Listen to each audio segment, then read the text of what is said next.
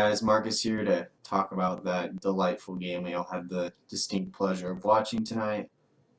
I'm going to try to not make it just a complete hammering of how shitty we are, because I think at this point we're all pretty well aware. And I'm going to try to focus, well, I'm still going to talk about how shitty you are, because that's a lot easier to talk about. And then I'll do a quick kind of analysis on what I think went real wrong.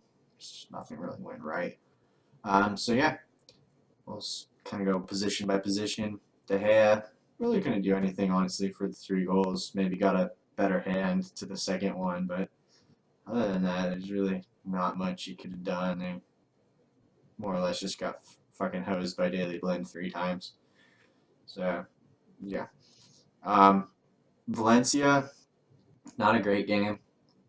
It was kind of anonymous all game and really did not help out defensively. His old winger habits kind of came back and really screwed over Mata, who had to pick up the slack for him. Smalling, I'd say Smalling is kind of right down the middle. He did pretty well with dealing with the physical battle of Andy Carroll, but easily could have gotten a penalty for when he kind of bear hugged him to the ground in the box. But yeah, overall I thought he kind of put on a gladiator's performance today and just went to work and did a job. Daily Blend. Good fucking God, what were you doing today, Daily Blend? Far and away the worst player on the pitch, and far and away his worst performance for Manchester United. I don't know what the hell happened when he sat out that one game, but it completely fucking wrecked Daily Blend. And whatever happened needs to never, ever happen again. Rojo? Yeah, Rojo sucks too. I know the original giveaway was Schneiderlin's fault, and I know Morgan didn't do the greatest of jobs of marking the run, but Rojo just needed to fucking hoof the ball, and instead he pops a floater up to the midfield where they were already just completely overrunning us. Morgan, pretty bad day at the office. I'm a big fan of Morgan. Most people know that, and today was just not the day to put him alone in the pivot with 2 offensive CMs in front of him. West Ham came out that first 30 minutes, just fucking went to town on our midfield, and he was pretty much alone. Misplaced some passes, couldn't keep up with the pace of the game, and it really hurt us today. Ender Herrera probably actually beat out Rojo for second worst player on the pitch. Couldn't put a pass on target to save his life, running around like a chicken with his head cut off, not really accomplishing anything. Giving away really fucking stupid fouls in really bad areas. And overall, it was just a terrible performance. And knowing vindictive Van Hall, it's not going to end well for him. Rooney, I don't understand what everyone's fascination with those passes to Valencia is. I mean, it's completely unmarked over there on the right. Rooney always does it when he's on the left side of the pitch, where the defense shifts to the left, and he just has acres to put the ball in. And I think the ooh and awe factor of that pass is kind of getting people to overrate Rooney. Today was definitely not a good day at the office. He didn't achieve much. Didn't help out defensively. The only thing he did was give a stupid angry foul on Noble. And other than that, he's pretty anonymous. So now we'll kind of focus on the semi-redeemable factor of our team today, and that'll be the front 3. Mata, little man put in a shift today. Pretty much played right back for Valencia. He obviously had the assist on the first goal with some nice little build-up with Rashford. And he was very limited going forward just because he was so occupied playing right back that he couldn't really influence the game once we kind of got a foothold. Rashford, he worked his ass off like he always does. He had the nice little link-up with Mata for the first goal, but he was really kind of isolated due to the fact that our midfield was just so dominated by Noble and Kouyaté, and it really affected his ability to affect the game. But overall, it was a solid performance. And then Big Tony.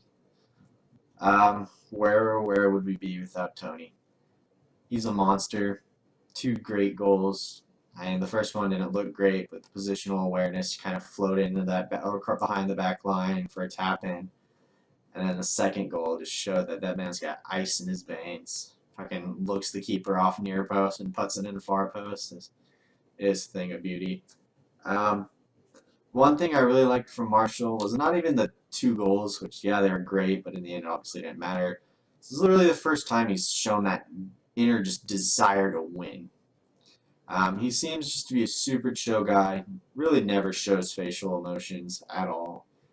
But kind of the way he worked today was just different. Normally he tends to kind of drift in and out with the game and just kind of be passive unless he's on the ball. But today, kind of took the battle with Antonio to heart, and he fucked up a few times early on, but he kind of really locked that down. He was working hard both ways, and just the goals just showed that he had that desire. Like he wanted to win. That was nice to see. Um, um, Carrick. Carrick played a big part, but I don't think it was the part people are giving him credit for. Had Carrick started, I don't think he would have done anything. Honestly, the way that West Ham started the game with as much energy and just fire in their belly, they would have just run them ragged, same way that they did with the players who did start. And so I think him coming on in the second half was actually probably the ideal situation because the West Ham players had already kind of run out a lot of the gas in them, and he was able to come in with more pockets of space to float into.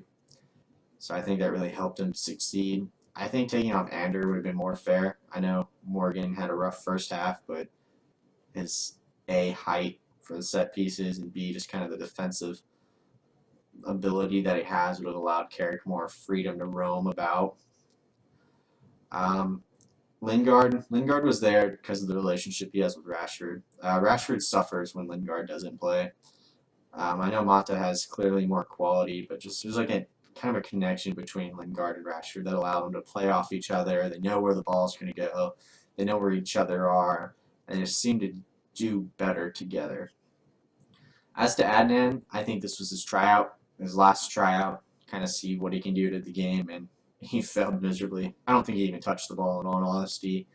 So I think this summer we could be seeing the departure of Wonder Boy, which honestly, as much as we all held hopes for him, it's time to go. I mean, we have young players, we have Griven, we have Gomez coming through, and Adnan's just going to get in the way.